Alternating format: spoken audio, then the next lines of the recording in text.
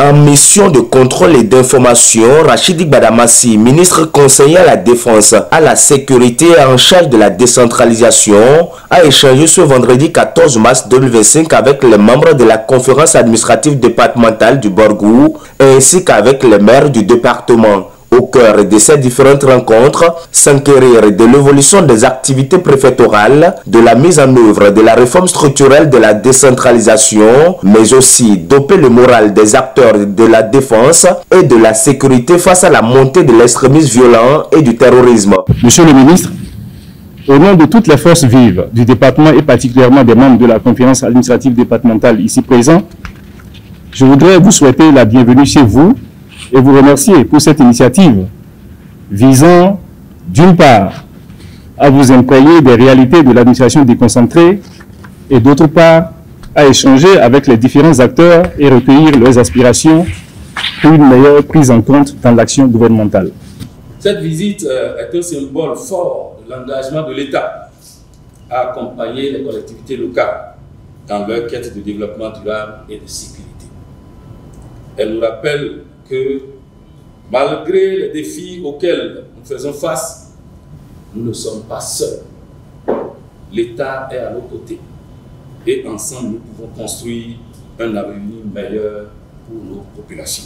Cet échange a permis au maire du département du Borgou de revenir sur les avancées significatives enregistrées dans les différentes communes, mais également sur les défis à relever. Ce fut donc l'occasion pour les autorités communales de présenter quelques doléances aux ministres conseillers, lesquelles seront transmises à qui de droit. L'autorité ministérielle attire par ailleurs l'attention des acteurs déconcentrés et décentralisés sur leur rôle dans la promotion de la cohésion sociale et d'une paix durable. En ce qui concerne la lutte contre l'extrémisme violent et le terrorisme, il convient de vous rappeler que le rôle qui est le vôtre est de veiller à ce que l'éducation à la sécurité et à la défense de nos populations soit effective et de mise.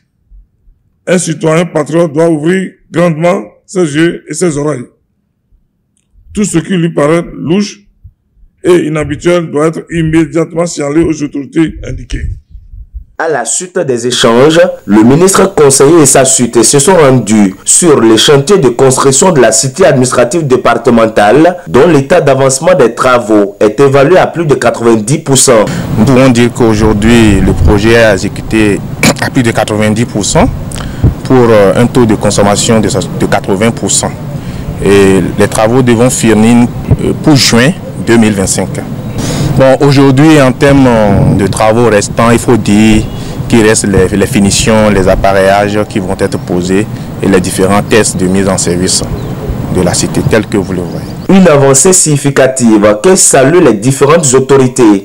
Merci encore une fois au chef de l'État pour avoir eu cette vision-là, celle de nous mettre dans de meilleures conditions de travail. Il y a 5 ans en arrière, on n'aurait jamais dû penser à une œuvre pareille. Au nom de tous les maires du Borgou, de tous les membres de la conférence administrative départementale, dire toute notre sincère gratitude au chef de l'État.